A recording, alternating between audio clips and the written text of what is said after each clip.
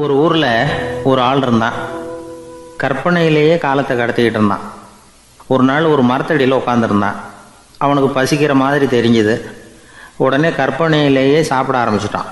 அதாவது எதிரில் இலை போட்டு சாப்பாடு போடப்பட்டிருக்கிறதாகவும் அதை இவன் சாப்பிட்றதாகவும் நினச்சிக்கிட்டு கையை மட்டும் வாய்க்கும் தரைக்குமா அப்படியும் இப்படியும் கொண்டுகிட்டு போய் பாவனை பண்ணிகிட்டே இருக்கிறான்.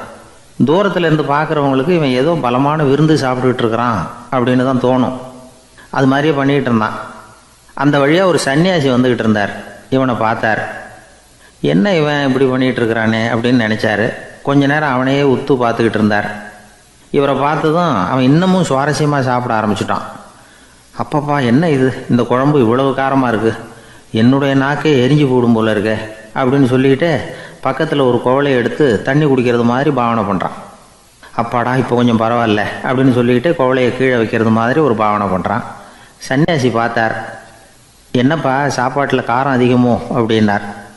ஆமாம் சுவாமி, ஞாபகம் மறதியில் கொஞ்சம் மிளகாய் அதிகமாக சேர்த்துக்கிட்டேன் அப்படின்னா. சரி சாப்பிடு அப்படின்னு சொல்லிட்டார். அவன் சாப்பிட்டு முடிக்கிற வரைக்கும் பொறுமையாக உட்காந்துருந்தார். அவன் அப்பாடா அப்படின்னு சொல்லிட்டு மறுபடியும் தண்ணியை எடுத்து குடித்தான். எல்லாம் கற்பனையிலேயே. அதுக்கப்புறம் சன்னியாசி பேச ஆரம்பித்தார். இதை பாருப்பா, உன்னுடைய கற்பனையை நான் மெச்சுறேன். இருந்தாலும் உன் சாப்பாட்டில் ஒரு இனிப்பையும் வச்சுருக்கலாமே, ஏன் மிளகாயை அளவுக்கு அதிகமாக போட்டுவிட்டு அவஸ்தைப்படுறேன் அப்படின்னார். அவன் யோசிக்க ஆரம்பித்தான். அதுக்கப்புறம் இவர் சொன்னார், இதை பாருப்பா, இனிமேல் உன்னுடைய கற்பனையும் உயர்ந்ததாக இருக்கட்டும் அப்படின்னு உபதேசம் பண்ணிவிட்டு போனார். எப்பவும் உயர்வை பற்றியே சிந்திக்கணும். உயர்வு கிடைக்கலன்னா கூட அப்படி சிந்திக்கிறத நிறுத்தப்படாது அப்படிங்கிறார் திருவள்ளுவர். உள்ளுவது எல்லாம் உயர் உள்ளல், மற்ற அது தள்ளினும் தள்ளாமை நேர்த்து. ஊக்கம் இல்லாமல் உலகத்தில் வாழ்ந்து பிரயோஜனம் இல்லை. அதனால் உயர்வாகவே சிந்திக்கணும். அது நம்மளை ஊக்கப்படுத்தும். இது பெரியோர் வாக்கு. இந்த உலகத்தில் கற்பனையிலேயே வாழ்கிற சில கஞ்சர்களும் உண்டு. அதாவது 2 கஞ்சர்கள், 2 பேரும் பக்கத்து ஊரில் இருந்தாங்க. பொங்கல் சமயம் ஒரு கஞ்சன் தன்னுடைய மகனை கூப்பிட்டான். இதை பாருப்பா, பக்கத்து ஊரில் என்னுடைய நண்பன் ஒருத்தன் இருக்கிறான், அவனுக்கு பொங்கல் பரிசு ஏதாவது கொடுக்கணும். நான் ஒரு 4 ஆட்டுக்குட்டியை தரேன், நீ கொண்டுகிட்டு போய் கொடுத்துட்டு வந்துவிடுறியா அப்படின்னு கேட்டான். சரி, நான் புள்ள ஒரு பைய கையில் எடுத்துக்கோன்னா. அவன் எடுத்துக்கிட்டான். இந்த ஆட்டுக்குட்டி பிடிச்சிக்கோ அப்படின்னு சொல்லி ஒவ்வொன்றா போடுறேன் பார் அப்படின்னு சொல்லிட்டு 1 2 3 4 அப்படின்னு எண்ணிக்கிட்டே வெறும் சைகையாலேயே ஆட்டுக்குட்டியை பிடிச்சி போடுறது மாதிரி பாவனை பண்ணிகிட்டு இருக்கிறான். அவன் பிள்ளையும் அதை ரொம்ப அக்கறையாக வாங்கிக்கிறது மாதிரி வாங்கிக்கிட்டு அந்த பையை தூக்கிக்கிட்டு அடுத்த ஊருக்கு போகிறான். இவன் அங்கே போய் சேர்ந்த நேரத்தில் அந்த கஞ்சன் ஊரில் இல்லை, எங்கேயோ வெளியில் போயிருக்கிறான். அவனோட புள்ள மட்டும்தான் வீட்டில் இருந்தான். இவன் அவன்கிட்ட, இதை பாரு, எங்கள் அப்பா உங்கள் அப்பாவுக்கு ஆட்டுக்குட்டி கொடுத்து அனுப்பியிருக்கிறாரு, பிடிச்சிக்கோ அப்படின்னு சொல்லி பாவனையிலேயே ஒவ்வொன்றா எடுத்து அவங்ககிட்ட கொடுத்துட்டான். அவனும் வாங்கிட்டான் வாங்கிறது மாதிரி. அப்புறம் சொன்னான், சரிப்பா, நானும் பதிலுக்கு ஏதாவது ஒன்றுகிட்ட கொடுக்கணும் இல்லையா, அதனால் அந்த பையை பிடி, ஒரு 10 எலுமிச்சம்பழம் தரேன், பதிலுக்கு அதை நீ எடுத்துகிட்டு போ அப்படின்னு சொல்லி கையாலேயே ஒவ்வொன்றா எடுத்து போடுறது மாதிரி பாவனை பண்ணிவிட்டான். அவனும் ரொம்ப நன்றி அப்படின்னு சொல்லிவிட்டு அதை வாங்கிட்டு போயிட்டான். கொஞ்ச நேரம் கழித்து வெளியில் போயிருந்த அப்பங்காரன் திரும்பி வந்தான். உள்ள சொன்னான், அப்பா, உன்னோட நண்பர் அவருடைய மகன் மூலமாக உனக்கு 6 ஆட்டுக்குட்டி கொடுத்து அனுப்பியிருந்தார், நானும் பதிலுக்கு ஒரு 10 எலுமிச்சம்பழம் கொடுத்து அனுப்பியிருக்கிறேன் அப்படின்னா. எப்படிடா கொடுத்தேன்னு கேட்டார் அப்பா. இப்படி தான் கொடுத்தேன்னு சொல்லி சைகையிலேயே காட்டினான். இதை பார்த்ததும் அப்பங்காரனுக்கு பயங்கரமாக கோபம் வந்துட்டுது. பலார்னு அரைஞ்சுட்டான் பையனை. ஏன்ப்பா அரைஞ்ச, 10 எலுமிச்சம்பழம் கொடுத்துட்டேனே அப்படிங்கிறதுக்காகவா அப்படின்னு கேட்டான். அது கூட பரவாயில்ல, நீ காட்டுற சைகையை பார்த்தா ஆரஞ்சு பழம் சைஸுக்கு இருக்குதே, அவ்வளவு பெருசாக ஏன் கொடுத்த, அதுதான் எனக்கு கோபம் அப்படி.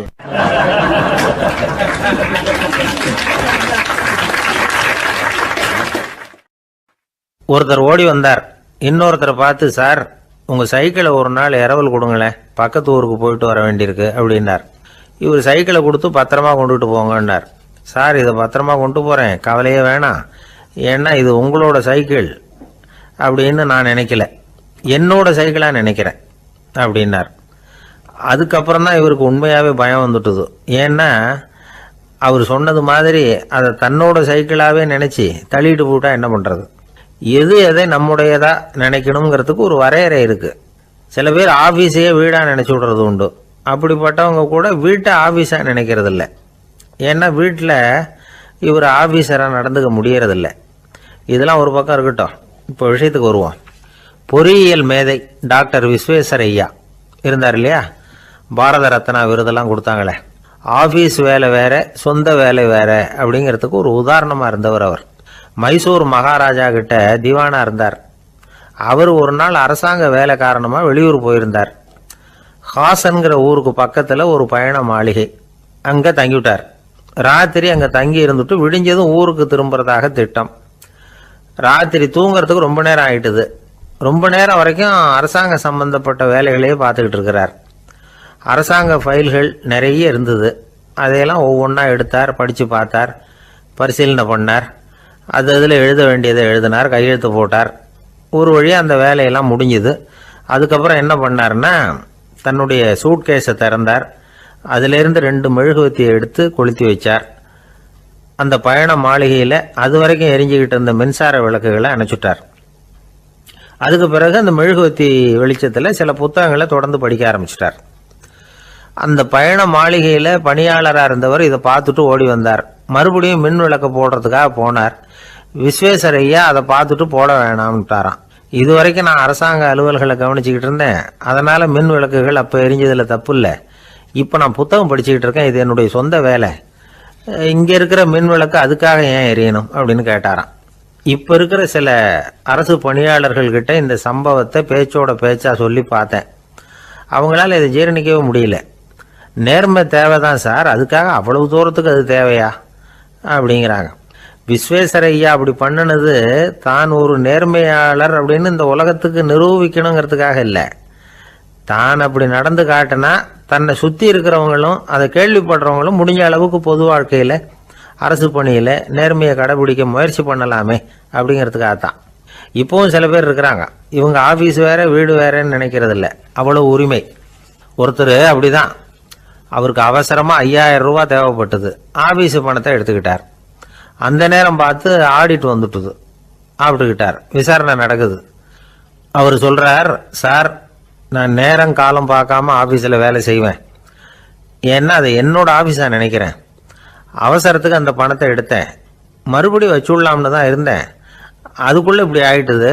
நீங்கள் என்ன நினச்சாலும் சரி, நான் ஆஃபீஸ் வேறு வீடு வேறு அப்படின்னு நினைக்கிறது இல்லை, அது என்னோட சுபாவம் அப்படின்னார். விசாரணை பண்ணவர் தீர்ப்பு வழங்கினார். உங்கள் சுபாவத்துக்கு மதிப்பு கொடுத்து நானும் தீர்ப்பு வழங்குறேன்.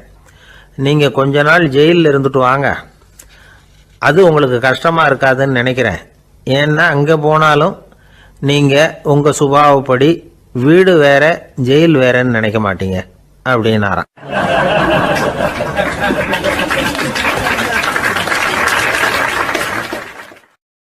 இந்த உலகத்தில் எவ்வளவோ உயிரினங்கள் இருக்குது. ஒவ்வொன்றும் ஒவ்வொரு விதமாக சண்டை போடுது. இப்போ 2 மாடு சண்டை போட்டுக்குதுன்னு வச்சுங்க, என்ன பண்ணும்? 2 முட்டிக்கும். அதுக்கு சண்டை போடுறதுக்கு ஆயுதமாக உபயோகப்படுறது அதோட கொம்பு. 2 சேவல் சண்டை போட்டுக்குதுன்னு வச்சுங்க, அதுக்கு ஆயுதமாக உபயோகப்படுறது அதோட கால் நகம். காலால் தான் அது ஒன்றோட ஒன்று சண்டை போட்டுக்கும். ஆனால் 2 மனுஷன் சண்டை போட்டுக்கிறான்னு வச்சுங்க, இவன் இன்னதை தான் ஆயுதமாக உபயோகப்படுத்துவான்னு குறிப்பிட்டு சொல்ல முடியாது. கல்லை எடுப்பான், கத்தி எடுப்பான், துப்பாக்கி எடுப்பான், என்ன வேணாலும் பண்ணுவான். வாயால் திட்டுவான், கையால் அடிப்பான், காலால் உதைப்பான், சகலகலா வல்லவன். விலங்குகள்லாம் பொதுவாக வாயை சாப்பிட்றதுக்கு மட்டும்தான் உபயோகப்படுத்துது. ஆனால் இவனுக்கு சாப்பிட்றதுக்கும் அதுதான், சாப்பிட்டு விட்டு திட்டுறதுக்கும் அதுதான். ஆனால் ஒரு விஷயத்தில் மட்டும் கெட்டிக்கிறேன். அதாவது நாம் சண்டை போட்டுக்கிட்டாலும் பரவாயில்லை, கோழிகள் சண்டை போடாமல் இருக்கணும் அப்படின்னு ஆசைப்படுறான். எதுக்காக? கோழிகள் சண்டை போடாமல் இருந்தால் நிறைய முட்டைகள் போடுமா, அதுக்காக தான் இந்த அக்கறை. கோழி பண்ணை வச்சுருக்கிறவங்களுக்கு இது ஒரு பெரிய பிரச்சனை. அதாவது பண்ணையில் இருக்கிற கோழிகளுக்குள்ளே அடிக்கடி சண்டை வந்துடும். அதனால் முட்டை உற்பத்தி குறைஞ்சிரும். சரி, இதுக்கு என்ன பண்ணுறது? பண்ணையில் போய் உட்காந்துக்கிட்டு தினமும் பஞ்சாயத்து பேசிகிட்டு இருக்க முடியுமா? அமெரிக்காவில் கோழி பண்ணை வச்சுருக்கிற ஒருத்தர் இதை பற்றி யோசனை பண்ணி பார்த்தாராம். ஒரு வழியையும் கண்டுபிடிச்சிருக்கார். கோழிக்கெல்லாம் மூக்கு கண்ணாடி மாட்டி விட்டுட்டோம்னா அது சண்டை போடுற குணம் குறைஞ்சிரும், முட்டை அதிகமாகிடும். அந்த கண்ணாடியில் உள்ள லென்ஸு சிவப்பு நிறத்தில் இருக்கணும், அவ்வளவுதான் அப்படின்னு அவர் கண்டுபிடிச்சாராம். இது ஏற்கனவே நடைமுறையில் கண்டுபிடிக்கப்பட்ட ஒரு விஷயம். ஆனால் எல்லா கோழிக்கும் சிவப்பு மூக்கு கண்ணாடி எப்படி மாட்டி விடுறது? அப்படியே மாட்டி விட்டாலும் அது நழுவாமல் இருக்கணுமே. இப்போ நாமெல்லாம் நடு விரலால் மூக்கு கண்ணாடி நடுவில் தொட்டு அப்படி ஸ்டைலாக சரி பண்ணிக்கிறோம். அது மாதிரி கோழி எப்படி சரி பண்ணிக்கும்? இதுதான் பிரச்சனை. இதுக்கு அவர் என்ன வழி கண்டுபிடிச்சாருன்னா, கோழிக்கெல்லாம் மூக்கு கண்ணாடிக்கு பதிலாக விழியொட்டு வில்லைகள், கான்டாக்ட் லென்ஸ், அதை பொருத்தி விட்டா என்ன அப்படின்னு யோசனை பண்ணார். அதே மாதிரி பண்ணார்.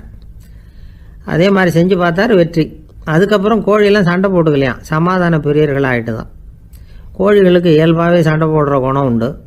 ஆனால் அதோட கண்ணுக்கு பார்க்குற பொருள்லாம் ரோஜா நிறத்துலையோ அல்லது இன்னும் சொல்ல போனால் அழுத்தமான சிவப்பு நிறத்துலையோ தெரிஞ்சதுன்னா சண்டை போடுற குணம் குறைஞ்சிருதான். அந்த சமயத்தில் அது அதிகமாகவும் முட்டையிட ஆரம்பிச்சுடுதான். அதே நேரத்தில் இறை எடுக்கிறத கூட குறைச்சிக்குதான். இது ஏன் இப்படி பண்ணுதுங்கிறது விஞ்ஞானிகளுக்கு இன்னமும் புரியலையா. எப்படியோ அமெரிக்க கோழிகள்லாம் கான்டாக்ட் லென்ஸ் பொருத்திக்க ஆரம்பித்தாச்சு. கோழி கழுத்தை பிடிச்சிக்கிட்டு ஒரு சில வினாடிகளில் அதை பொருத்தி விட்றாங்களாம். கோழியோட ஆயுள் பூரா அது அப்படியே இருக்குமா. பண்ணையில் முட்டை உற்பத்தி குறைஞ்சா இது மாதிரி விஞ்ஞானபூர்வமாக பரிகாரம் தேடுறது தான் நல்லது. நமக்கு வேண்டியப்பட்ட ஒருத்தர், அவர் ஒரு கோழி பண்ணை வச்சுருந்தார். அந்த பண்ணையில் பாதி கோழி திடீர்னு செத்து போச்சு. உடனே ஒரு கால்நடை மருத்துவர்கிட்ட போக வேண்டியது தானே. அங்கே போகல. உள்ளூரில் மந்திரம் பண்ணிகிட்டு இருந்த ஒரு சாமியார்கிட்ட போனார். அவர் காலில் விழுந்தார். சாமி, என் பண்ணையில் பாதி கோழி செத்து போட்டுதுன்னார். சாமியார் யோசனை பண்ணார். சரி, பண்ணையில் வாசப்படி கிழக்கு பக்கமாக வச்சுருக்கியா மேற்கு பக்கமாக வச்சுருக்கியான்னு கேட்டார். கிழக்கு பக்கமாக இருக்குன்னார் அவர். அதுதான் தப்பு, மேற்கு பக்கமாக அதை மாற்று சரியாக போடும்னாராம். அதே போல் இவர் போய் மாற்றிவிட்டார். அப்பவும் பாதி செத்து போச்சு. மறுபடியும் சொன்னார், சாமி மறுபடியும் பாதி கோழி செத்து போட்டுதேன்னார். சரி, கூரை எப்படி போட்டிருக்க, ஓடு போட்டிருக்கியா இல்லை கீத்து போட்டிருக்கியான்னார். ஓடு போட்டிருக்கேன்னாராம் அவர். அதுதான் தப்பு, கீத்து போட்டுரும் சரியாக போடும்னாராம். சரின்னு போய் அதையும் மாற்றி பார்த்தார். மறுபடியும் போயிட்டது, கோழி செத்து போச்சு. வந்தார், மறுபடியும் பாதி செத்து போச்சு சாமின்னு வந்தார். இவரும் யோசனையை மாற்றி மாற்றி சொல்லிகிட்டே இருக்கிறார். இப்படி அவரும் மாற்றி மாற்றி பார்த்தார். 6வது தடவையாக அவரை தேடிட்டு வந்தார். அந்த சமயத்தில் இவர் ரொம்ப தீவிரமாக யோசனை பண்ணி பார்த்துட்டு, அது சரிப்பா, நீயும் என்கிட்ட சளைக்காமல் வந்துக்கிட்டு இருக்கிற, நானும் யோசனை சொல்லிகிட்டு இருக்கேன். இப்போவும் உங்ககிட்ட சொல்கிறதுக்கு என்கிட்ட யோசனை நிறையா இருக்குது. ஆனால் சோதிக்கிறதுக்கு உங்ககிட்ட கோழி இல்லையே, என்ன பண்ணுறது அப்படின்னாராம் இவர்.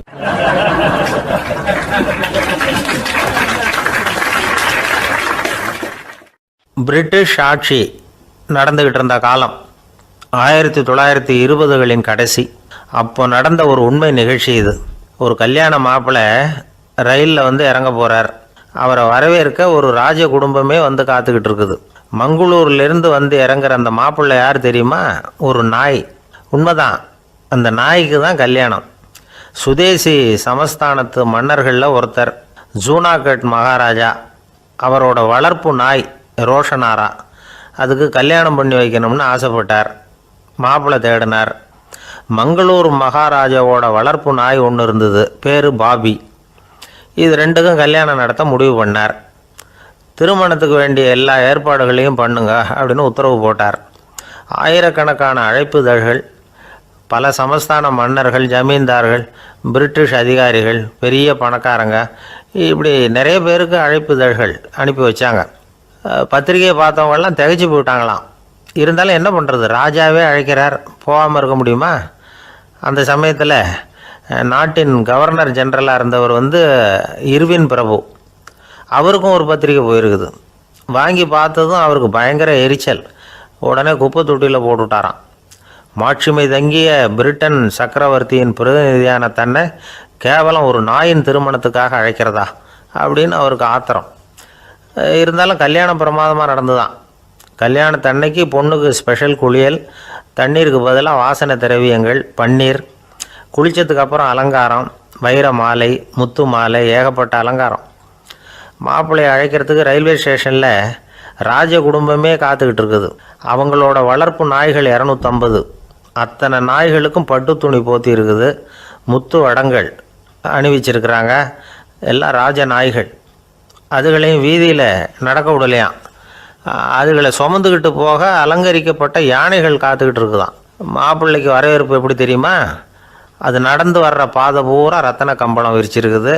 2 பக்கமும் ராஜாங்க அதிகாரிகள் கைகட்டி நிற்கிறாங்க. அரசு படை வீரர்கள் அணிவகுப்பு மரியாதை செலுத்துகிறாங்க. அந்த நாய் ராஜ மரியாதையோடு நடந்து வருது, நகையெல்லாம் போட்டுக்கிட்டு வருது. அது திருமண மண்டபத்துக்கு வந்து சேருது. அங்கே கல்யாணம் அமோகமாக நடக்குது. இந்த திருமணத்தை முன்னிட்டு அந்த ஜூனாகட் சமஸ்தானத்துக்கு 3 நாள் விடுமுறை வேறு. கல்யாணத்துக்கு வந்திருந்தவங்களுக்கெல்லாம் ஏக தடபுடலாக விருந்து, நாட்டியம் எல்லாம் பிரமாதமாக நடந்து தான். இந்த கல்யாணத்தில் கலந்துக்க வந்திருந்த மற்ற சமஸ்தானத்து மன்னர்கள், தீவான்கள், அரச குடும்பத்தினர், இப்படி அவங்க 700 பேராம். அவங்க வந்து போகிறதுக்காக விசேஷ ரயில்கள்லாம் வேறு விட்டுருக்காங்க. கல்யாணம் முடிஞ்சதும் அந்த நாய் தம்பதிகளோட பெரிய பெரிய மன்னர்கள்லாம் ஒன்றா உட்காந்து சாப்பிட்டாங்களாம். ஏர் கண்டிஷன் அறையில் அந்த தம்பதிகள் கொஞ்ச காலம் வாழ்ந்துருக்கிறாங்க. கொஞ்ச நாளில் மாப்பிள்ளைக்கு மரியாதை குறைய ஆரம்பிச்சுட்டுது. வெளியில் துரத்தி விட்டாங்களாம். அந்த பெண் நாய் மட்டும் ராஜ போகங்களை அனுபவித்து வந்து தான். இந்த கல்யாணத்தை பார்த்துட்டு தொடர்ந்து மற்ற சமஸ்தானத்து மன்னர்களும் நாய் திருமணங்கள் நடத்த ஆரம்பிச்சுட்டாங்களாம். இது உண்மையில் நடந்திருக்குது. இப்படி அது இருக்கட்டும். இப்போ நம்ம கதைக்கு வருவோம். ஒரு ராஜாவுக்கு ரொம்ப நாள் கழித்து ஒரு குழந்தை பிறந்து தான். அரண்மனை ஜோசியரை கூப்பிட்ருக்கார் ராஜா. ஜோசியரே, என் மகன் வருங்காலத்தில் சிறந்த வாழ் வீரனாக வரணும்னு ஆசைப்படுறேன், வருவானாங்கிறத கொஞ்சம் பார்த்து சொல்லுங்களேன் அப்படின்னாராம்.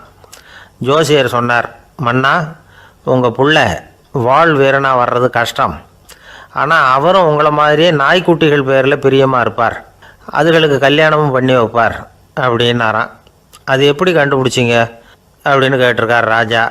அரசே, உங்கள் பிள்ளைக்கு வாழ் மேலே உள்ள பிரியத்தை காட்டிலும் நாய் மேலே உள்ள பிரியம் அதிகங்கிறதுக்கான அறிகுறி இப்போவே தெரியுது. நல்லா கவனித்து பாருங்கள். அவர் வாழ்னு கத்துறாரு அப்படின்னாரு. கவனித்து பார்த்துட்டு அப்படி எனக்கு காதில் விழலையே அப்படின்னாராம் மன்னர். அதனால தான் சொன்னேன், அவர் கத்துறது வாழ்னு கத்தலை, வள்ளுன்னு கத்திக்கிட்டு இருக்கார், அதனால தான் அப்படி சொன்னேன் அப்படின்னாராம் அரண்மனை ஜோசியர்.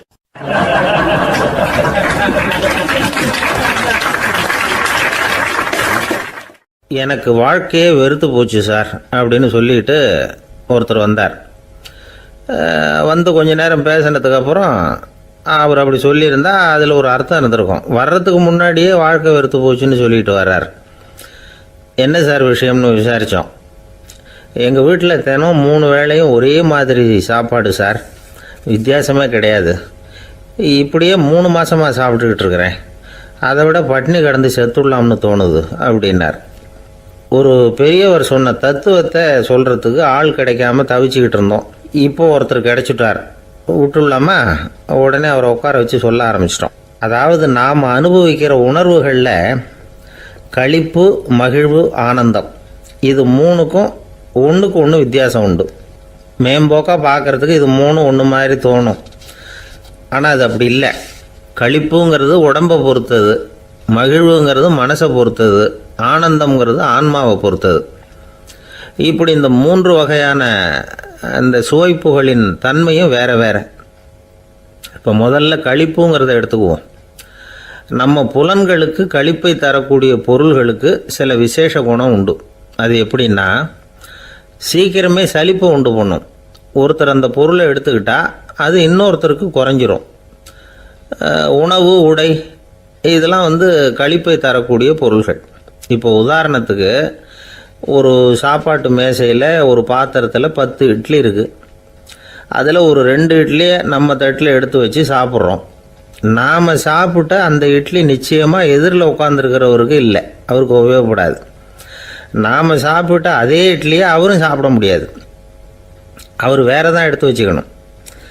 அது மாதிரி நாம் ஒரு சட்டையை எடுத்து போட்டுக்கிறோம், அதே சட்டையை அதே நேரத்தில் இன்னொருத்தர் போட்டுக்க முடியாது. புலன்களுக்கு களிப்பை தரக்கூடிய இது மாதிரி பொருள்கள்லாம் முதல் தடவை நமக்கு கொடுக்குற களிப்பை 2வது தடவையும் கொடுக்காது. 3வது தடவை இன்னும் குறையும், கடைசியில் வெறுப்பாக மாறிடும். ஒவ்வொன்றா இட்லியை தொடர்ந்து சாப்பிட்றோம்னு வச்சுக்கோங்க, முதல் இட்லி தரக்கூடிய சுவையை 30வது இட்லி தராது. முதல் தடவை புது சட்டையை போட்டுக்கிறப்போ நமக்கு இருக்கிற களிப்பு அதே சட்டையை 100வது தடவையாக போட்டுக்கிறோம்னு வைங்க, அப்போ இருக்குமா? இருக்காது. இதுதான் களிப்பு. அதாவது சீக்கிரமே சலிப்பை தரக்கூடியது. ஒருத்தர் எடுத்துக்கிட்டால் இன்னொருத்தருக்கு குறைஞ்சி போகக்கூடியது. ஆனால் மகிழ்ச்சிங்கிறது அப்படி இல்லை. ஒருத்தர் அனுபவிக்கிறதுனால இன்னொருத்தருக்கு குறைஞ்சி போகாது. இப்போ காலையில் சூரியன் உதயம் ஆகிறத பார்த்து சந்தோஷப்படுறோம், அதையே இன்னொருத்தரும் பார்த்து சந்தோஷப்படலாம். ஒரு நல்ல சங்கீதத்தை கேட்குறோம், ஒரு அழகான ஓவியத்தை ரசிக்கிறோம், நீங்கள் ரசிக்கிற அதே நேரத்தில் இன்னொருத்தரும் அதை ரசிக்கலாம். அதனால் அது குறைஞ்சி போகிறதில்ல. இது மகிழ்வு. ஆனால் ஒன்று, ஒரே பாடலை திரும்ப திரும்ப கேட்டுக்கிட்டு இருந்தால் கடைசியில் அலுப்பு தட்டும். அதாவது மகிழ்வுங்கிறது எப்படின்னா, மற்றவங்களோட பகிர்ந்து கொள்றதுனால குறையாது. ஆனால் ஒரே பொருள் மீண்டும் மீண்டும் அனுபவிப்ப தர்றப்போ முதல்ல மகிழ்வு அதிகரித்து அதுக்கப்புறம் அது மங்கி மறைஞ்சு போயிடும். இதுதான் அந்த மகிழ்வுங்கிறதுக்கு இலக்கணம். சரி, இப்போ மூணாவதாக சுகம் தரக்கூடிய ஆனந்தம்ங்கிறது எப்படின்னா, இது நமக்கு உள்ளே இருந்து சுரக்கிறது. மனசு சலனங்கள்லேருந்து விடுபடுறப்போ இந்த ஆனந்தம் நமக்கு கிடைக்கும். இது நிலையான சுகம், ஆத்ம சுகம். களிப்பிலிருந்து மகிழ்வுக்கும் மகிழ்விலிருந்து ஆனந்தத்துக்கும் செல்றது தான் மனிதன் நடத்த வேண்டிய முக்கியமான பயணம். இவ்வளவு விஷயத்தையும் கேட்டுட்டு இந்த காலத்து பையன் ஒருத்தன் வந்தான். சார், இப்போ நீங்கள் ஒரு சாப்பாட்டு மேசையில் ஒரு 10 இட்லி வைக்கிறீங்க, என்னை உட்கார வைங்க, எதிரில் இன்னொருத்தனை உட்கார வைங்க, நான் களிப்பு மகிழ்வுலாம் தாண்டி நேரடியாக ஆனந்தத்துக்கு பயணம் பண்ணி காட்டுறேன் அப்படின்னா. ஒன்றும் புரியல அவன் சொன்னது. அது எப்படி, என்ன பண்ணுவ நீ அப்படின்னு சொல்லி கேட்டோம் ஆச்சரியமாக. 2 இட்லி சாப்பிட்டா தானே சார் களிப்பு, நான் 10 இட்லியும் மொத்தமாக சாப்பிட்ருவேன், அடுத்தவனுக்கு எதுவும் கிடைக்காது, அவனுக்கு கிடைக்காதபடி நாமே சாப்பிட்டுடுறோம்ல, அதுதானே நமக்கு ஆனந்தம் அப்படின்னு அதுக்கு ஒரு விளக்கம் சொல்கிறான்.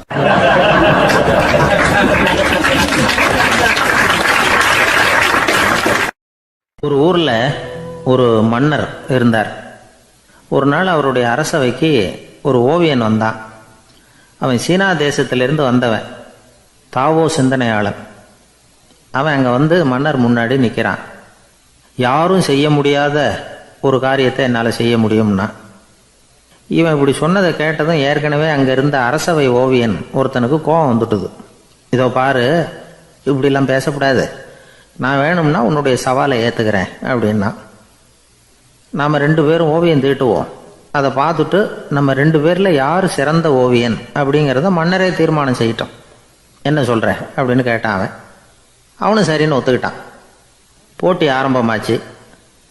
அரசர் அவங்களுக்கு 2 சுவர்களை ஒதுக்கி கொடுத்தார்.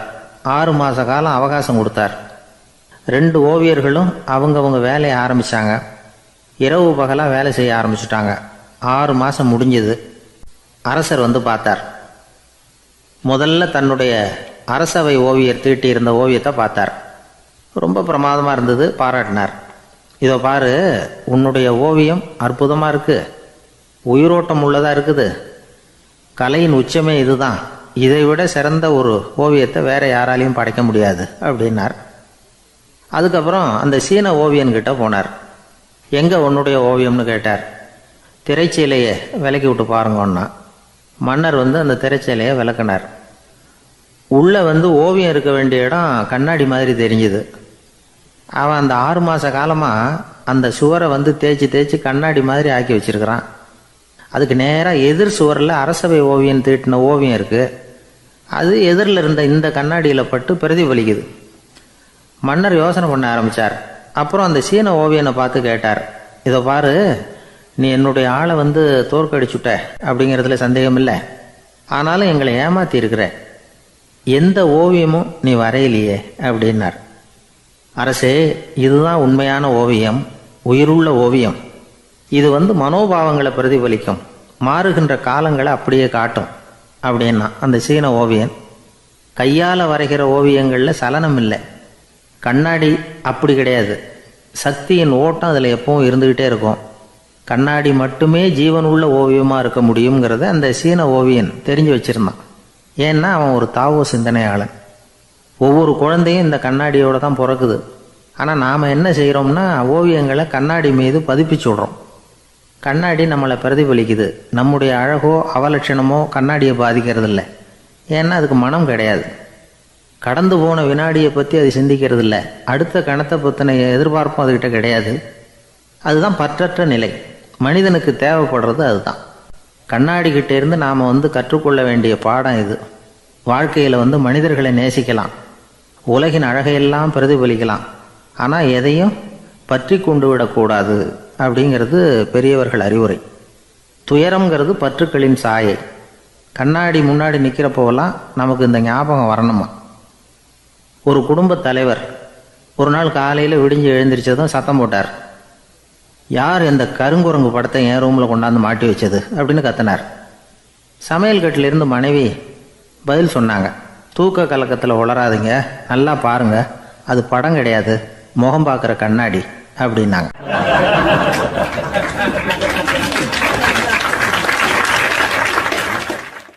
ஒரே ஒரு ஊரில் ஒரு ராஜா இருந்தார். அவர் பேரில் மக்களுக்கு ரொம்ப மரியாதை. அவ்வளவு நல்லா ஆட்சி புரிஞ்சுக்கிட்டு வந்தார். அவருக்கு வயசாயிட்டுது. அதனால் ஒரு நாள் அமைச்சரை கூப்பிட்டார். இதை பாருங்கள், எனக்கு வயசாயிட்டுது, அதனால் இந்த அரச பொறுப்பையெல்லாம் நீங்கள் ஏற்றுக்குங்க அப்படின்னார். அதுக்கப்புறம் ராணியை கூப்பிட்டார். வா, நாம் இனிமேல் இங்கே இருக்க வேணாம், காட்டுக்கு போய் தவம் பண்ணலாம் அப்படின்னு கூப்பிட்டார். இந்த செய்தி மக்களுக்கு அறிவிக்கப்பட்டது. மக்கள் உடனே கூட்டம் கூட்டமாக அரண்மனைக்கு வர ஆரம்பிச்சிட்டாங்க. மன்னரை போய் பார்க்குறாங்க. அரசே, தாங்கள் எங்களுக்கு தந்தை மாதிரி. நீங்கள் காட்டுக்கு போயிட்டால் நாங்கள்லாம் இங்கே எப்படி இருக்க முடியும்? எங்களுக்கெல்லாம் எந்த துன்பமும் இல்லாமல் பார்த்துக்கிட்டு வர்றீங்க. இது மாதிரியான ஒரு அரசாட்சி இல்லைன்னா மக்கள் வாழ்ந்து என்ன பயன் அப்படின்னாங்க. இருந்தாலும் என்ன பண்ணுறது, வயசாயிட்ட காரணத்தினால இந்த முடிவுக்கு வர வேண்டியிருக்குது அப்படின்னாரா ராஜா. அப்படின்னா நீங்கள் காட்டுக்கு போக வேணாம், நாங்கள் போகிறோம். நாங்கள் அங்கே போய் தவம் பண்ணுறோம், வழிபாடு பண்ணுறோம். கடவுள் வருவார், அவர்கிட்ட வரம் வாங்கிட்டு வந்துடுறோம் அப்படின்னாங்களாம். அப்படி சொல்லிவிட்டு உடனே எல்லாரும் காட்டுக்கு போனாங்க. நாட்டு மக்கள் எல்லாரும் ஒட்டு மொத்தமாக காட்டில் உட்காந்துக்கிட்டு தவம் பண்ணுறதை பார்த்தார் கடவுள். உடனே புறப்பட்டு வந்தார். எல்லாரும் இப்படி உட்காந்துருக்கிறீங்களே, என்ன வேணும் உங்களுக்கு அப்படின்னு கேட்டார். உடனே மக்கள் எல்லாரும் ஒரு குரலில் சொன்னாங்க, சுவாமி, எங்கள் மன்னன் ரொம்ப நாளைக்கு நல்லபடியாக இருக்கணும். அவர் மகிழ்ச்சியாகவும் உடல் நலத்தோடும் இருந்தால் தான் நாங்கள் அமைதியாக வாழ முடியும் அப்படின்னாங்க. சரி, அதுக்கு என்ன செய்யணும் அப்படின்னார் ஆண்டவன். எங்கள் மன்னருக்கு இன்னும் ஒரு 100 வருஷம் ஆயுளை கொடுங்க அப்படின்னாங்க. அவ்வளவு தானே, சரி அப்படியே ஆகட்டும் அப்படின்னு சொல்லிவிட்டு ஆண்டவன் போயிட்டார். மக்கள் மகிழ்ச்சியோடு திரும்பி வந்தாங்க. மன்னா, கடவுள் வரம் கொடுத்துட்டார், நீங்கள் 100 வருஷம் வாழ போகிறீங்க அப்படின்னாங்க. இதை கேட்டதும் ராணி ராஜாவை வணங்கி, நான் தவம் செய்ய போகிறேன் அப்படின்னு புறப்பட்டாங்க. உடனே மக்கள் என்ன நினச்சாங்க தெரியுமா? ஐயோ, நாம் ராஜாவுக்கு மட்டும்தானே நீண்ட ஆயுள் வேணும்னு வரம் வாங்கினோம், ராணிக்கு வாங்கலையே, அதுதான் கோபத்தில் புறப்பட்டாங்க போல இருக்கு அப்படின்னு நினச்சி வருத்தப்பட்டாங்க. ஆனால் ராணி நினச்சது அது இல்லை. ராணி போய் தவம் பண்ணாங்க, கடவுள் காட்சி கொடுத்தார். இவங்க கேட்குறாங்க, சுவாமி, ராஜாவுக்கு மட்டும் 100 வருஷம் ஆயுள்னு வரம் கொடுத்துட்டீங்க, அப்படின்னா குடிமக்களும் 100 வருஷம் இருக்கணும். இப்படிப்பட்ட குடிமக்கள் இல்லைன்னா அப்படிப்பட்ட அரசன் இருந்து என்ன பிரயோஜனம் அப்படின்னாங்களாம். ஆண்டவன் பார்த்தார். சரி, அவங்களும் 100 வருஷம் வாழ்வாங்க, அது மட்டும் இல்லை, நீயும் 100 ஆண்டு காலம் வாழ வரமளிக்கிறேன் அப்படின்னு சொல்லிவிட்டு மறைஞ்சிட்டார். இதில் ஆண்டவன் வர்றதும் மறையிறதும் முக்கியம் இல்லை. இதில் கவனிக்க வேண்டியது ஆள்கிறவனின் விசால மனம், குடிமக்களின் விசால மனம், ஆள்கிறவன் மனைவியினுடைய விசால மனம். இப்படி ஒரு நாடு இருந்துட்டுதுன்னா எப்படி இருக்கும் வாழ்க்கை நினச்சி பாருங்கள். அதனால தான் பெரியவங்கள்லாம் சொல்கிறாங்க, இதய வாசல் திறந்தே இருக்கணும், இதயத்தின் கதவுகளை மூடாதீங்க அப்படின்னு சொல்லுவாங்க. என்கிட்ட ஒருத்தர் சொன்னார், என்னுடைய இதய வாசல் எப்பவும் திறந்தே தான் இருக்குதுன்னார். எதனால் அப்படி சொல்கிறீங்க அப்படின்னு கேட்டோம். டாக்டரே சொல்லிவிட்டார், என்னுடைய இதயத்தில் ஒரு ஓட்டை இருக்குது அப்படின்னு, வால்வு சரியில்லையா அப்படிங்கிறார்.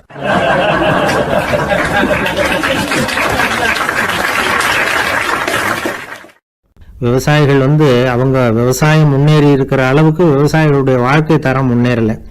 அந்த அளவுக்கு அவர்கள் நாட்டுக்காக உழைச்சிக்கிட்டு இருக்கிறாங்க. அந்த காலத்திலே அதை பற்றி ஒரு கதை சொல்கிறது உண்டு. ஒரு வயசான ஆள் நிலத்தில் ஏறு உழுதுகிட்டு இருந்தாராம்.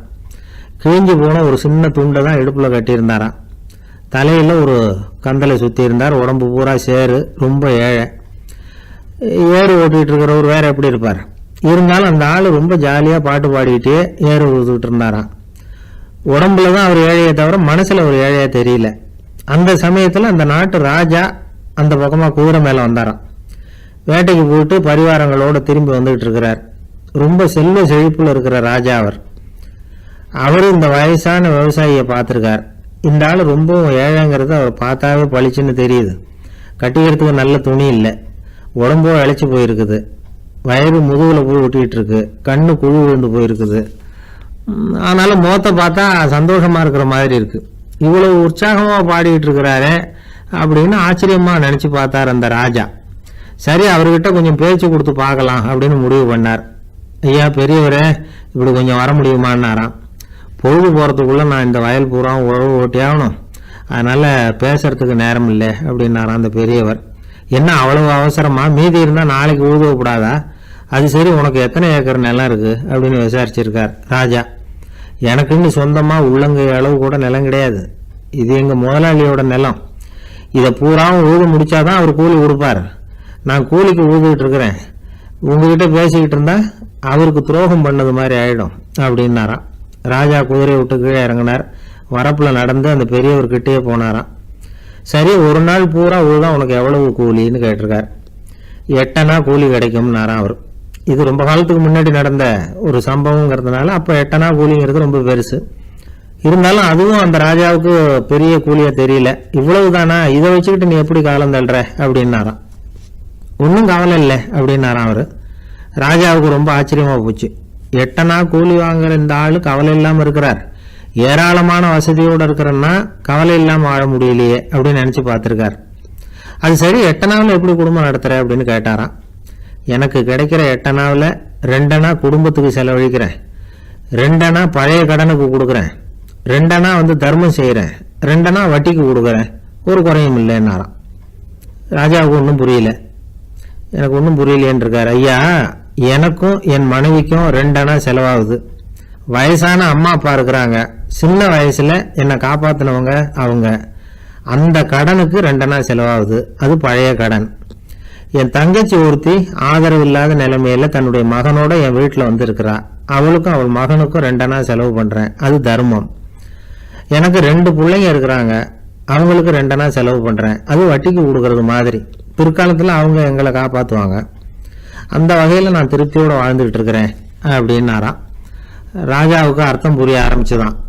அந்த பெரிய நிலத்தை விலை கொடுத்து வாங்கி அந்த பெரியவருக்கே தானமாக கொடுத்துட்டாராம். இப்போ ஊழவருக்கே நிலம் சொந்தமாயிட்டுது. அன்னையிலேருந்து அரசனுக்கும் ஆறுதல் கிடைச்சுதான். இப்படி ஒரு கதை சொல்லுவாங்க. 8 அணா வருமானத்தை வச்சுக்கிட்டு எப்படி காலத்தை தள்ளுறதுன்னு சொல்றதுக்காக இந்த கதையை சொல்றதாக யாரும் தப்பா நினைச்சிக்க கூடாது. கிடைக்கிறத எப்படி பங்கு போடுறார், எப்படி திருப்தியா வாழறார் அப்படிங்கிறது தான் முக்கியம். அது மாதிரி இன்றைக்கு இந்த பொங்கல் திருநாளில் உழவர்கள் மனசு மகிழ்ச்சியா இருந்ததுன்னா அது எல்லாரும் மகிழ்ச்சியா இருக்கிறது மாதிரி அர்த்தம். அதனால அவர்கள்ட்ட இருந்து நாம பாடம் கத்துக்கணும். சில உழவர்கள் தங்கள் நிலத்துல விளையிறத தாங்கள் சாப்பிட மாட்டாங்க, அடுத்தவங்கள்ட்ட வித்துட்டு சந்தையில போய் வேற அரிசி வாங்கிட்டு தான் இவங்க சாப்பிடுவாங்க.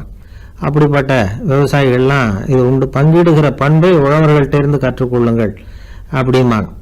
ஒரு ஆள் நிம்மதியா மகிழ்ச்சியா இருந்தானா, உங்க நிம்மதிக்கும் மகிழ்ச்சிக்கும் என்ன காரணம்னு கேட்டிருக்காரு இன்னொருத்தர். என்கிட்ட இருந்தது பூராவையும் என் பிள்ளைங்களுக்கு சமமா பங்கு போட்டு கொடுத்துட்டேன், எனக்குன்னு எதுவுமே வச்சுக்கல, அதுதான் நிம்மதிக்கு காரணம்னு இருக்கான். உங்ககிட்ட இருந்தது எவ்வளவு இருந்தது அப்படின்னு கேட்டிருக்காரு அவரு. மொத்தமா ஒரு 50,000 ரூபாய் இருக்கும் அப்படின்னு இருக்கான். அவ்வளவும் பணமாவே இருந்ததா அப்படின்னு கேட்டிருக்காங்க அவங்க. இல்லைங்க, அவ்வளவும் கடன், அதை தான் பிரிச்சு கொடுத்துருக்கேன் பிள்ளைங்க கிட்ட அப்படின்னு நானும். அவன்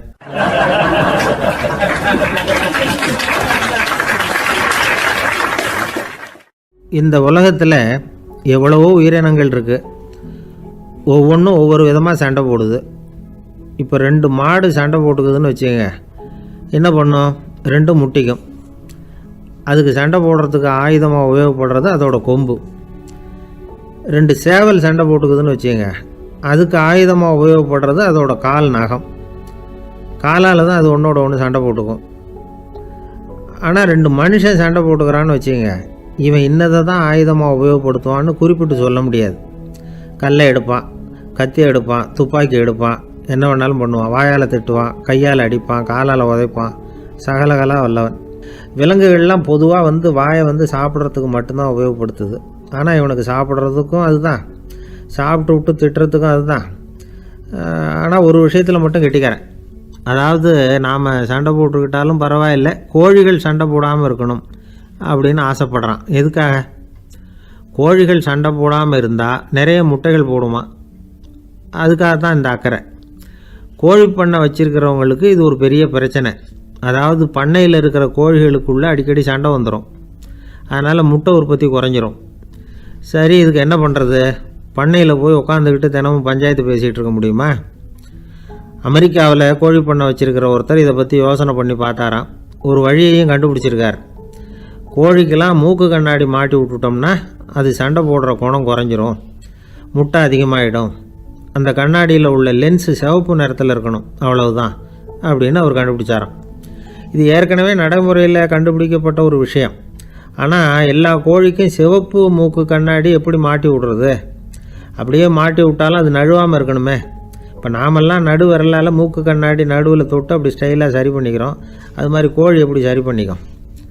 இதுதான் பிரச்சனை. இதுக்கு அவர் என்ன வழி கண்டுபிடிச்சாருன்னா, கோழிக்கெல்லாம் மூக்கு கண்ணாடிக்கு பதிலாக விழியொட்டு வில்லைகள், கான்டாக்ட் லென்ஸ், அதை பொருத்தி விட்டா என்ன அப்படின்னு யோசனை பண்ணார். அதே மாதிரி பண்ணார். அதே மாதிரி செஞ்சு பார்த்தார், வெற்றி. அதுக்கப்புறம் கோழியெல்லாம் சண்டை போட்டுக்கலையாம், சமாதான பிரியர்கள் ஆகிட்டு தான்.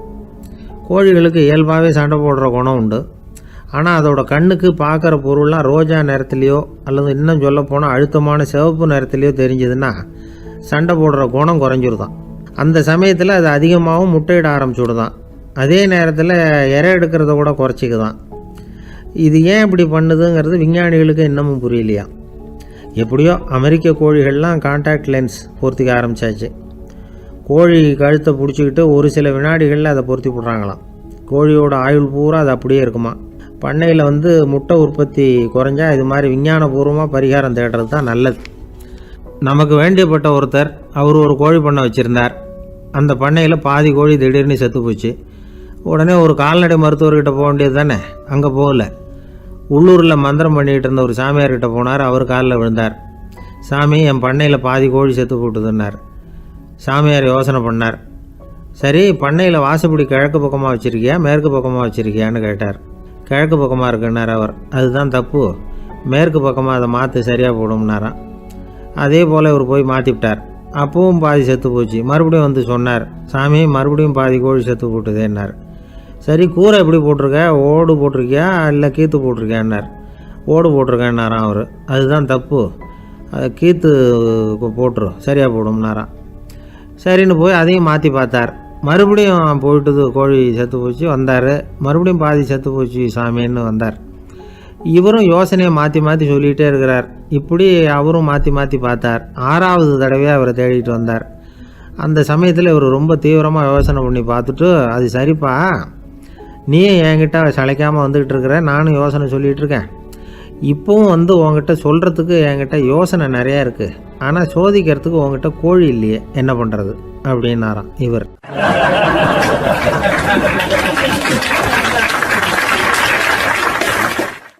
ஊருக்கு வெளியில் அமைதியான ஒரு இடம், அங்கே ஒரு ஆசிரமம், அங்கே ஒரு சாமியார். அவர் தினமும் நல்ல போதனைகள்லாம் செய்வார். பல பேர் போய் அங்கேயே சில நாள் தங்கி இருந்து அவர் சொல்கிற அறிவுரைகளை எல்லாம் கேட்டுக்கிட்டு வர்றது வழக்கம். ஒரு தடவை அவரை பார்த்துட்டு போகிறதுக்காக 3 வெளியூர் தம்பதிகள் வந்தாங்களாம். அந்த மடத்திலேயே சாப்பிட்டுக்கிட்டு தங்கி இருந்து அவங்களுடைய போதனைகளை கேட்டுக்கிட்டு போகணுங்கிறது அவங்க நோக்கம். காலையில் குளிச்சுட்டு பூஜையில் உட்காந்தார் அந்த சுவாமி. இவங்களும் குளிச்சுட்டு அந்த பூஜையை பார்க்கறதுக்காக அவர் முன்னாடி உட்காந்தாங்க. பூஜை ஆரம்பமாச்சு. சம்பிரதாயப்படி அது ரொம்ப நேரம் நடந்துக்கிட்டே இருக்குது. இவங்களுக்கு நல்ல பசி இருந்தாலும் இந்த நேரத்தில் அதை எப்படி வெளியில் காட்டிக்கிறது? பேசாமல் இருந்தாங்க. அந்த சுவாமி பூஜையை முடித்தார். அதுக்கப்புறம் பேச ஆரம்பித்தார். பேச்சு அருமையாக தான் இருந்தது, அமிர்தமாக தான் இருந்தது. இருந்தாலும் இவங்களுக்கு இருக்கிற வயிற்று பசி அதை சரியாக கவனிக்க விடலை. அந்த சுவாமியே இதை கவனிச்சதா தெரியல. இவங்களுக்கு மனசுக்குள்ளே ஒரு எண்ணம், உள்ளே சாப்பாடு தயாராகிட்டு இருக்கும் போல இருக்குது, இந்த பேச்சு முடிஞ்சது நம்மளை உள்ளே அழைச்சிட்டு போய் சாப்பாடு போடுவாங்கன்னு நினைக்கிறோம் அப்படின்னு இவங்களாம் நினச்சிக்கிட்டாங்க. ஆனால் சுவாமி இதை பற்றி எதுவுமே பேசலை, கண்டுக்கலை. ஒரு அம்மாவால் அதுக்கு மேலே சும்மா இருக்க முடியுமா? முடியல. சாப்பாட்டை கவனிக்கலாமா அப்படின்னு சொல்லி மெதுவாக ஆரம்பித்தாங்க. ஓ, கவனிக்கலாமே அப்படின்னு உள்ளே அழைச்சிட்டு போனார் சுவாமி. இவங்க ரொம்ப அவசரமாக எழுந்திரிச்சு உள்ளே ஓடினாங்க. அங்கே ஒரு மேஜை மேலே ஒரு கிண்ணம் மூடி இருந்தது. ஓ, இதுதான் சாப்பாட்டு மேஜை போல இருக்குது, இங்கே சாப்பாடு வந்துடும் அப்படின்னு நினச்சாங்க. உடனே போய் சுற்றி உட்காந்துக்கிட்டாங்க. சுவாமி அந்த கிண்ணத்தை எடுத்து அந்த அம்மா கிட்ட கொடுத்தார். அவங்க அதை வாங்கி மூடியை திறந்து பார்க்குறாங்க. உள்ளே ஒரு சாவி இருக்குது. ஓ சரிதான், இது சமையலறை சாவி போல இருக்கு, அங்கே போய் அதை திறந்து சாப்பாட்டை நாமே எடுத்துக்கிட்டு வந்து இங்கே வச்சுக்கிட்டு சாப்பிட்ணும் போல இருக்கு அப்படின்னு நினச்சாங்க. சாவி இருக்கு இல்லையா, வாங்க பூட்டின அறையை காட்டுறேன் அப்படின்னு சுவாமி அவங்கள அழைச்சிட்டு போனார், காட்டினார். இவங்க அந்த அறையை ரொம்ப ஆவலோடு திறந்தாங்க. உள்ளே பார்த்தா அங்கே அரிசி, பருப்பு, விதவிதமான காய்கறி எல்லாம் இருக்குது. சமையலுக்கு வேண்டிய மிளகாய், எண்ணெய், பால், தயிர், நெய் இப்படி எல்லாமே இருக்குது. அடுப்பு, விறகு, நெருப்பு போட்டி அது கூட அங்கே இருக்குது. சாப்பாடு தயாராக இருக்கும்னு நினச்சிக்கிட்டு போனால் இப்படி இருக்குதே அப்படின்னு சொல்லி அதை பார்த்ததும் ரொம்ப சோர்ந்து போட்டாங்க அவங்க. சுவாமி என்ன இது சாப்பாடு இல்லையா அப்படின்னாங்க. அதுதான் சாப்பாட்டுக்கு வேண்டிய எல்லாம் இங்கே இருக்குதே, அடுப்பு மூட்டி நீங்கள் தான் அவங்கவுங்க ருசிக்கு தகுந்த மாதிரி சமைச்சிக்கணும். இந்த சன்னியாசிக்கு எப்படி சமைக்க தெரியும் அப்படின்னு கேட்டார் சுவாமி. சாப்பாடு தயாராக இருக்கும்னு நாங்கள் எதிர்பார்த்தோம் அப்படின்னாங்க. நீங்கள் இப்படி சொல்லுவீங்கன்னு நானும் எதிர்பார்த்தேன். இது வரைக்கும் நான் எவ்வளவோ தத்துவம்லாம் எடுத்து சொன்னேன். எல்லாத்தையும் விட இதுதான் அனுபவபூர்வமான தத்துவம். ஆண்டவன் நமக்கு நல்ல மனசை கொடுத்துருக்குறான், நல்ல வாய்ப்புகளையும் தந்திருக்கிறான், அதையெல்லாம் பயன்படுத்திக்கக்கூடிய மூளையையும் சிந்தனையையும் கொடுத்துருக்குறான். அதனால் அடுப்பை தான் நீங்கள் மூட்டணும், அடுப்பு நீங்கள் தான் மூட்டணும், உங்களுக்கு உகந்ததை நீங்கள் தான் சமைச்சு ருசித்து அனுபவிக்கணும். ஆண்டவனே அதை செஞ்சிகிட்டு இருக்க மாட்டான் அப்படின்னாராம் அந்த சுவாமி. நம்முடைய வாழ்க்கையில் பல நல்ல பலன்களை பெறுறதுக்கு நாம் தான் முயற்சி பண்ணணும். அதுக்குரிய சூழ்நிலையை தான் ஆண்டவன் கொடுப்பானே தவிர அதை விளக்கிறதுக்காக தான் அந்த சுவாமி அப்படி செஞ்சு காட்டியிருக்கிறார். இது ஒரு பெரியவர் இப்படி ஒரு விளக்கம் கொடுத்தார். அதுக்கப்புறம் அந்த 3 தம்பதிகளும் தெளிவடைஞ்சுட்டாங்களாம். நாம் தெளிவடைகிறது எப்போங்கிறது தான் தெரியல அப்படின்னு பல பேர் இதை கேட்டுட்டு சொல்லிகிட்டு இருக்கிறாங்க. இந்த கதையை நம்முடைய நண்பர் ஒருத்தர்கிட்ட சொன்னேன். அந்த நண்பர் ரொம்ப சந்தோஷப்பட்டார். நீங்கள் சொல்கிறது கரெக்டு சார், ஆனால் நான் அதை விட ஒரு படி மேலே சார். எனக்கெல்லாம் அரிசி பருப்பு இருக்கிற ரூம் எதுன்னு கையை காட்டிட்டா போதும், உடனே கிண்ணத்துலேருந்து சாவியை எடுத்து கொடுக்கணுங்கிற அவசியம்லாம் இல்லை எனக்கு. அப்புறம் எப்படி ரூமை திறந்துருவீங்க அப்படின்னு கேட்டேன். பூட்டை உடைச்சி திறந்துருவேன், அதுதான் எனக்கு பழக்கம் அப்படிங்கிறார்.